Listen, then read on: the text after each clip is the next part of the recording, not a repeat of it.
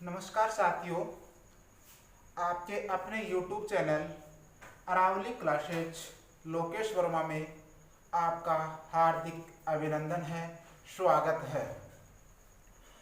कल हमने पार्ट 1 में गणित विषय का सामान्य परिचय में कुछ शब्दावली के बारे में चर्चा की थी।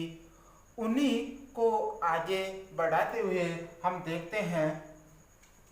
कल देखा था हमने क्या, संख्या। संख्या क्या होती है? संख्या अंकों के मेल को यानी कि मिलान को, अंकों के मिलन को ही क्या कहते हैं? संख्या कहते हैं। अंक और अंक आपस में मिलकर के किसका निर्माण करते हैं? संख्या का निर्माण करते हैं। अंक और अंक मिलकर के किसका निर्माण करते हैं? संख्या का। और सबसे न्यूनतम इकाई, सबसे छोटी इकाई क्या होती है? अंक होती है। फिर उसके बाद में हमने देखा था पूर्ण संख्या। क्या देखी थी? पूर्ण संख्या। फिर देखी थी प्राकृत संख्या। फिर देखा था प्राकृत संख्या। फिर देखा हमने पूर्णांक संख्या। पूर्णांक संख्या किसे कहते हैं? पूर्णांक संख्या देखी थी हमने। फिर उसके बाद में देखा हमने सम संख्या। फिर आगे देखा विषम संख्या। फिर उसके बाद में हमने देखा भाज्य संख्या। फिर उसके बाद में देखा अभाज्य संख्या। ये चीज हमने कल देखी थी। तो अब देखिए इनमें पूर्ण संख्या तो क्या होती है? पूर्ण संख्या होती है 0 से प्रारंभ होकर के अनंत तक जाए। पूर्ण संख्या क्या होती है? 0 से प्रारंभ होकर के अनंत तक जाए। प्राकृत संख्या 1 से प्रारंभ होकर कहां तक जाए? अनंत तक जाए। पूर्णांक संख्या क्या होती है? पूर्ण संख्या प्लस ऋणात्मक संख्या। पूर्ण संख्या प्लस ऋणात्मक संख्या। पूर्ण संख्या और ऋणात्मक संख्या है, नेगेटिव संख्याओं को शामिल कर लिया जाए तो क्या होगी? पूर्णांक संख्या है। संपूर्ण संख्याओं का समुच्चय क्या कहलाता है? पूर्णांक संख्याएं कहलाता है। फिर देखा सम संख्या। सम संख्या किसे कहते हैं? जिस संख्या में 2 का भाग क्या जाए? पूरा पूरा जाए। 2 का भाग क्या हो? पूरा पूरा जाए, वो क्या कहलाएगी? सम संख्या। विषम संख्या क्या होगी? जिसमें 2 का भाग नहीं जाए। 2 का भाग नहीं जाए, वो क्या होगी? विषम संख्या। फिर उसके बाद में देखा भाज्य संख्या। भाज्य संख्या क्या होगी? जिस संख्या में एक व उसी संख्या के अलावा तीसरी संख्या का क्या जाए? भाग जाए। एक व उसी संख्या के अलावा तीसरी संख्या का क्या जाए? भाग जाए, वो क्या कहलाएगी? भाज्य संख्या। फिर देखा अभाज्य संख्या। अभाज्य संख्या एक व उसी संख्या के अलावा तीसरी संख्या का क्या नहीं जाए? भाग नहीं जाए, वो क्या कहलाएगी? अभाज्य संख्या। क्या कहलाएगी? अभाज्य संख्या। तो ये चीज हमने कल इनका विस्तृत वर्णन कर लिया था। तो हमारे पिछले वीडियो में ये चीजें सारे विस्तृत रूप में मिल जाएगी। अब उसके आगे हम देखते हैं आज भाजकता के नियम। भाजकता के नियम। भाजकता के नियम का मतलब ये हो गया कि संख्याओं का भाग कौन कौन सी संख्याओं में जा सकता है और उसकी पहचान क्या है, उसकी परिभाषा क्या है। तो वो चीज यहाँ देखेंगे। वो यहाँ क्यों देखेंगे? क्योंकि इसमें अपन संख्याओं का सरलीकरण करने में क्या मिलेगी? हमें सहायता मिलेगी। इसीलिए मैं क्या बता रहा हूँ, इसे विषय का सामान्य परिचय बता रहा हूँ। वो हर एग्जाम में और कंपटीशन एग्जाम में क्या आएगा, काम आता है। भाजकता के नियम में देखिए, सर्वप्रथम दो की भाजकता का नियम। दो की भाजकता का नियम क्या होगा कि जिस संख्या में इकाई का अंक, क्या इकाई का अंक 0, 2, 4, 6 व 8, 0, 2, 4, 6 व 8, इनमें से कोई एक अंक हो तो उस संख्या में कितने का भाग जाएगा, पूरा पूरा, 2 का पूरा पूरा भाग जाएगा। फिर देखेंगे आगे 3 की भाजकता का नियम। 3 की भाजकता का नियम क्या कहलाएगा कि यदि संख्या के अंकों का योग, संख्या के अंकों का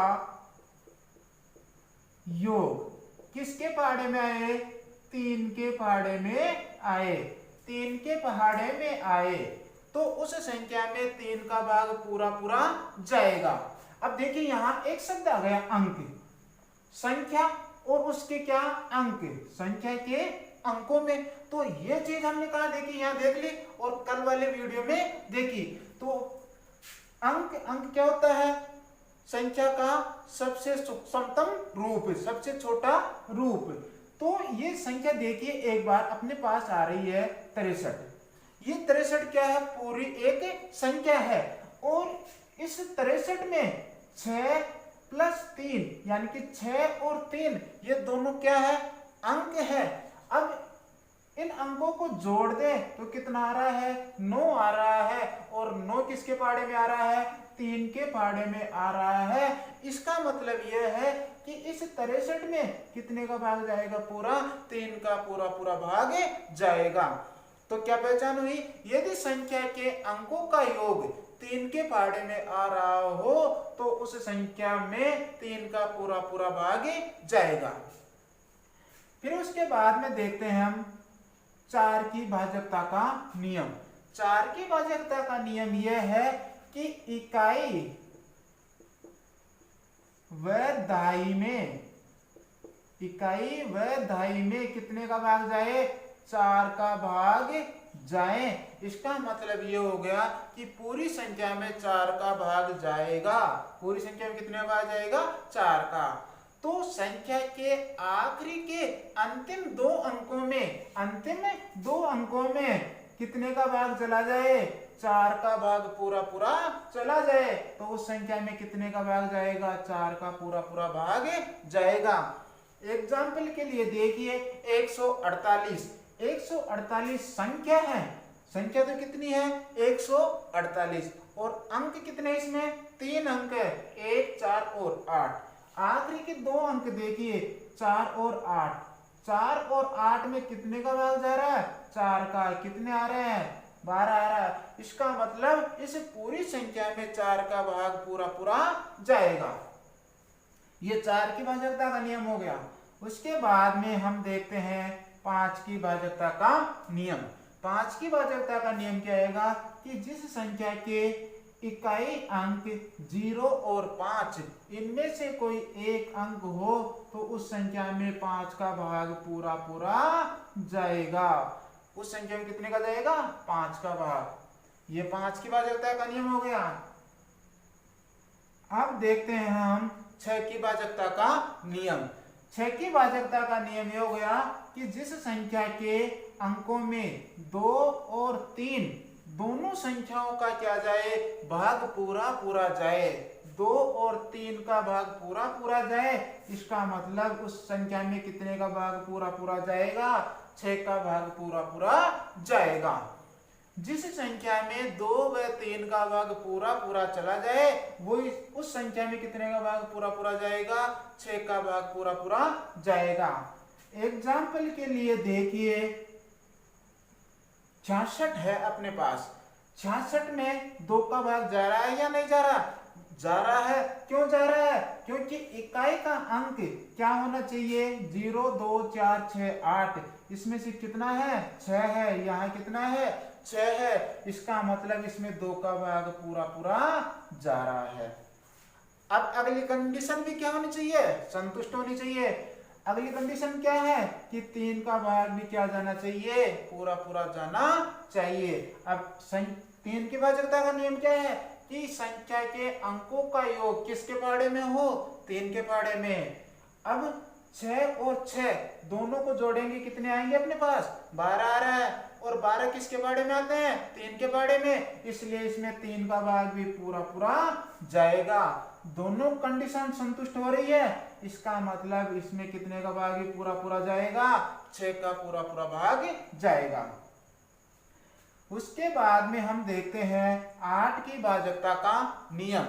8 की भाजकता का नियम, 8 की भाजकता का नियम क्या आएगा कि जिस संख्या के 3 अंकों में, यानी कि अंतिम 3 अंकों में, कहने का मतलब यह है इकाई, दहाई, सैकड़ा, इन 3 अंकों में इकाई, दहाई व सैकड़े में कितने का भाग जाए, 8 का भाग पूरा पूरा जाए, तो उस संख्या में कितने का भाग जाएगा, 8 का पूरा पूरा भाग जाएगा। यानी कि संख्या के आखिरी के 3 अंकों में 8 का भाग पूरा पूरा जाए, तो उस संख्या में कितने का भाग जाएगा, पूरी संख्या में 8 का पूरा पूरा भाग जाएगा।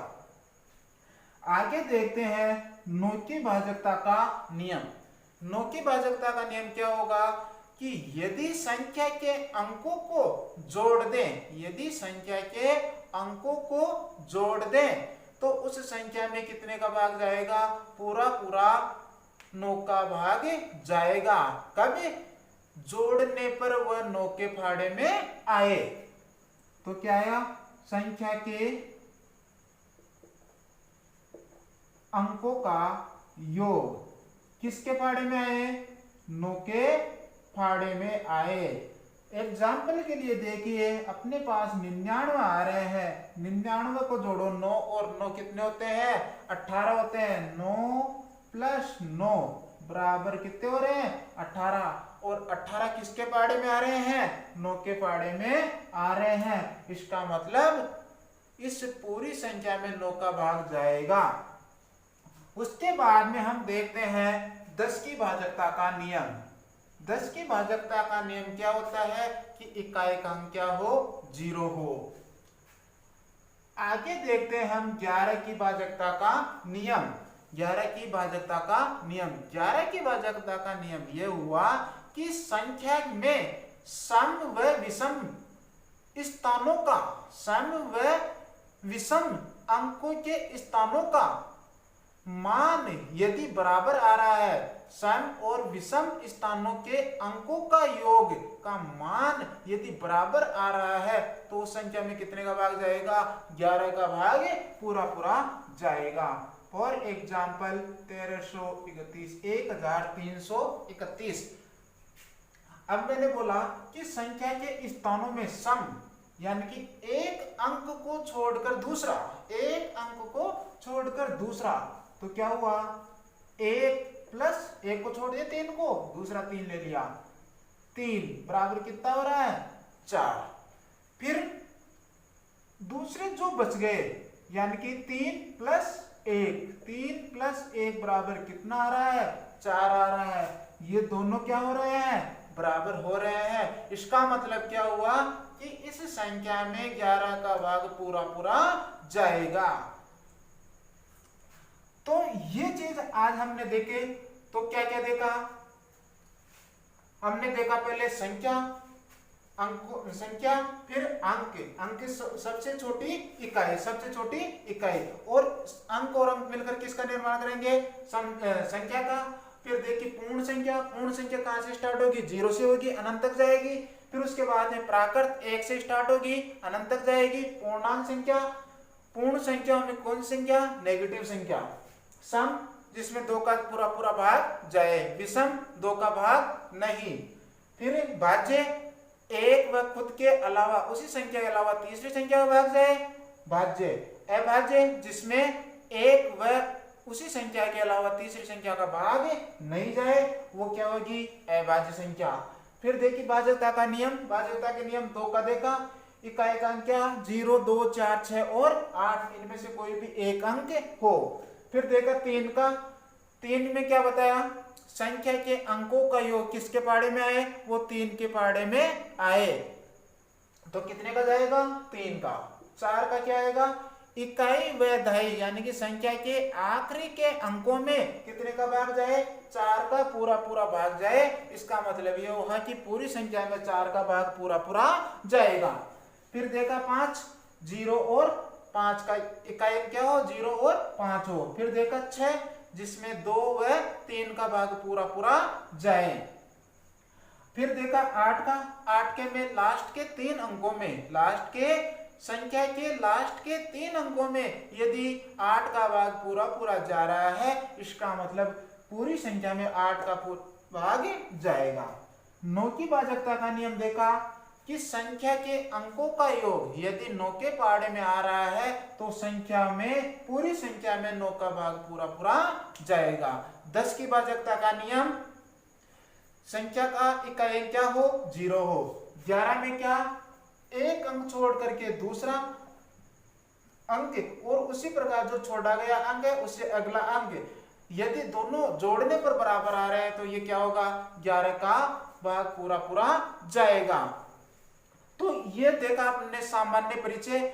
अभी भी और जो भी है वो अपन अगले वीडियो में देखेंगे। मैं आशा करूंगा कि मेरे द्वारा दी गई जानकारी आपको अच्छी लगी होगी। धन्यवाद।